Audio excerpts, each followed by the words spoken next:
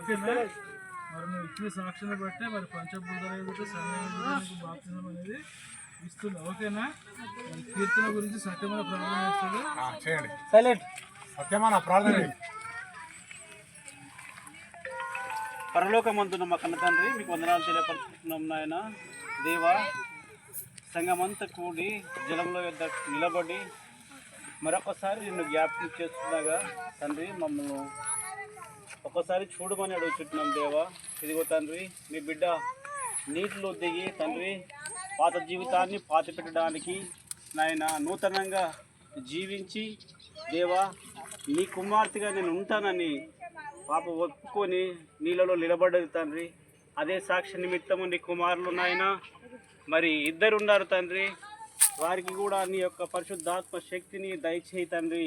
మరి ముఖ్యంగా బాప్తిసం తీసుకున్న బుజ్జికి కూడా తండ్రి మీ యొక్క పరిశుద్ధాత్మను దయచేయి తండ్రి. తండ్రి 99 గొర్రెలు తప్పిపోయిన ఒక గొర్రె మరి తప్పిపోతే తండ్రి మరి నీకు ఎంతో బాధ తండ్రి. అందు విషయంలో నాయన మీ కుమార్తె నీ చెంతకు వస్తానని ఒప్పందం చేసుకుంది తండ్రి. సంఘం ఎదుట మరి సాక్ష్యం ఇస్తుంది కనుక ఆ ఒప్పందం ప్రకారముగా తండ్రి బాప్తిసం ఇస్తున్నారు.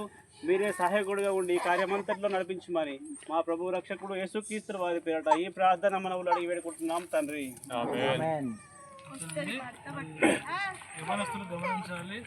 కీర్తన పేరు జీవ గ్రంథంలో వ్రాయబడుతుంది.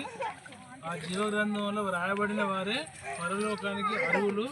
మరి కీర్తన ఈ రోజు నుంచి మరి జీవ గ్రంథంలో పేరు ఎక్కించుకుంటుంది. ప్రేమనం అన్నారా?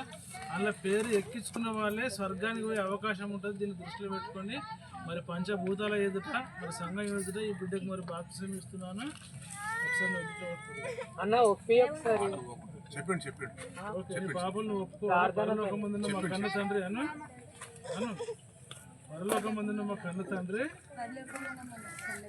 నీకే వందనాలు. నా యొక్క పాపాలు, నా యొక్క నేరాలు, నా యొక్క దోషాలు క్షమించండి నాయన. బాప్తిసం తీసుకున్న తర్వాత నీ కుమారుణ్ణి నీ పరిశుద్ధాత్మను పంపించండి.